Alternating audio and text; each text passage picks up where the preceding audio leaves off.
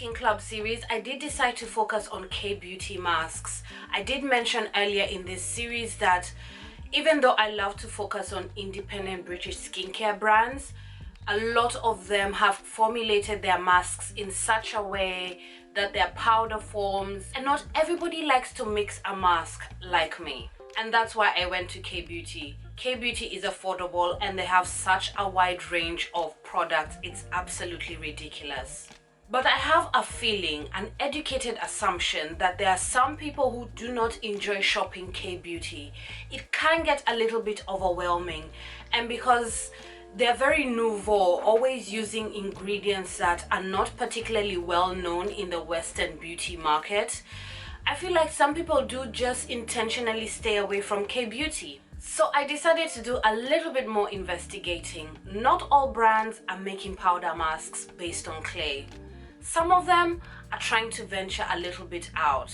But before we get into that, I'd love to let you know who I am. Just in case you don't know, my name is Ijeoma. I'm a beauty lover, a skincare influencer, a pro makeup artist, and a woman of a certain age. And I feel like all these things truly inspire everything that I do on my channel. Let's first start with a mask that I finished earlier this year and I have a strong feeling I am going to be repurchasing.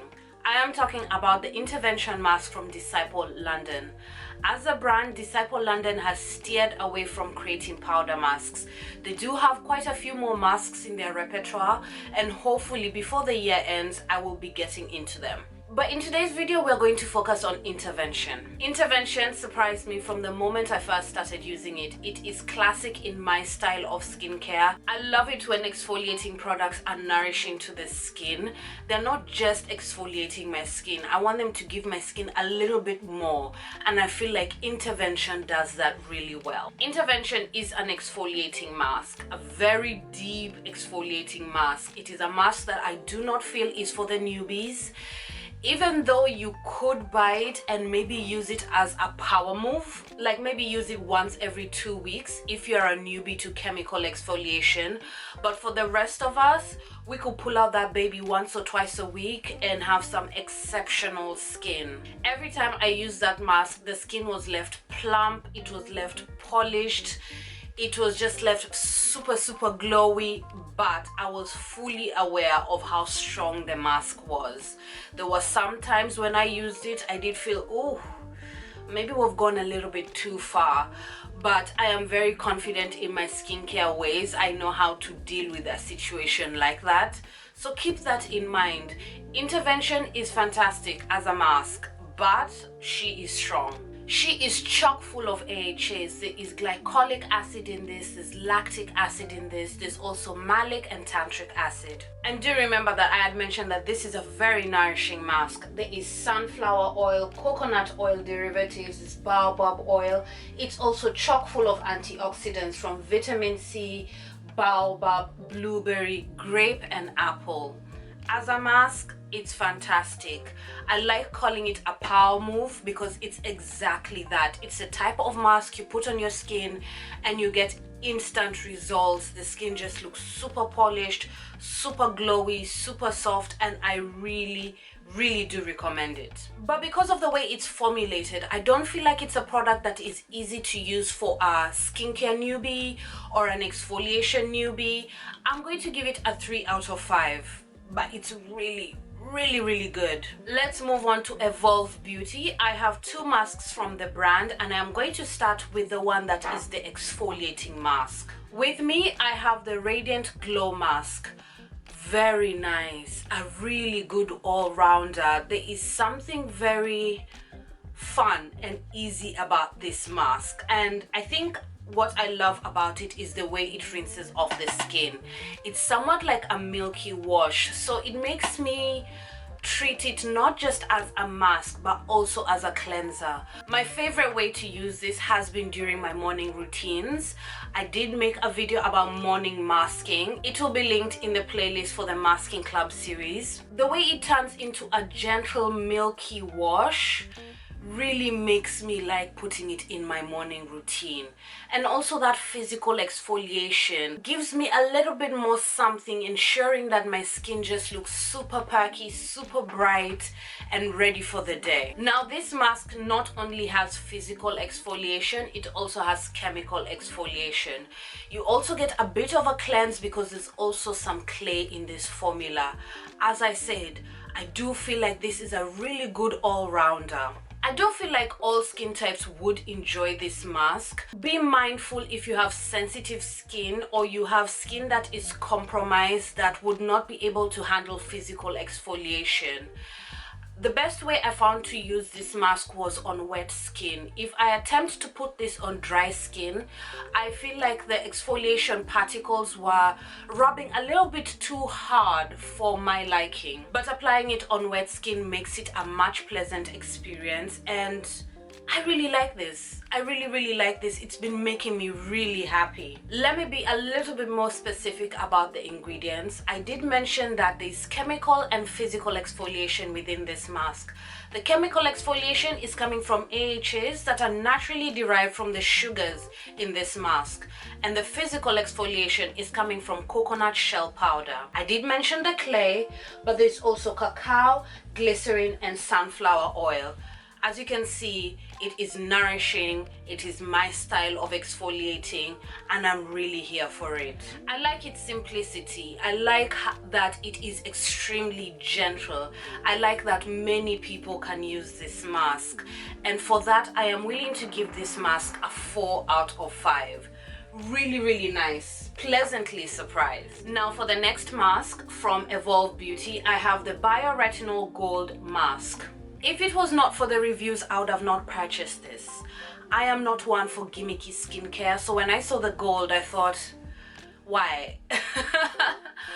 But I will say, the reviews were spot on, and the gold does add a touch of glamour to the mask, and there's nothing wrong with that. I was also really intrigued by the bioretinol in the title of this mask. Retinol is not an ingredient I am yet to fully throw myself into. I have used derivatives and alternatives to retinol, but I'm still not ready for the big guns. And since I'm still playing with derivatives and alternatives, I was intrigued. I wanted to see what this bioretinol was all about. Now, the bioretinol is an ingredient that comes from Bidens pilosa, which apparently mimics the effects of retinol without the irritation. I did do a little bit of research, and according to the studies, it's still a bit early to set that in stone, but I really liked what I read. The other ingredients in this mask also allowed me to press the buy button. This is a very nourishing mask. It leaves the skin extremely supple. The nourishment comes from sunflower oil, glycerin, linseed oil, vitamin E, and rosehip oil. I have been using this mask both in my morning and my evening routine, sometimes during my spa days. To me, it's coming across as a bougie, nourishing, antioxidant-rich mask. And there's nothing wrong with that. And with that being said, I am going to give this mask a 3 out of 5. Is it a game changer? Not particularly. Is it really good? Yeah, I feel like it is. You know, I'm all about nourishing skincare, and this definitely ticks that box. Before I move on, this is just like its sister. It is best to be applied on wet skin. The texture is very sticky, almost gloopy. If you apply this on wet skin, you will have a better experience. Let's move on to Elizabeth Grant. Elizabeth Grant is not a British skincare brand, but I am a brand ambassador for them. They are available to purchase in Britain through QVC. I'll make sure to fill up the description box with a few more details. When I was plotting and planning for my Masking Club series, I did reach out to Elizabeth Grant and tell them about it. Gratefully, they were willing to support me, and they sent me quite a few of their masks. I am under no obligation to say anything particular. It was like, just have fun with them, review them when you feel like, say what you want to say, and here we are.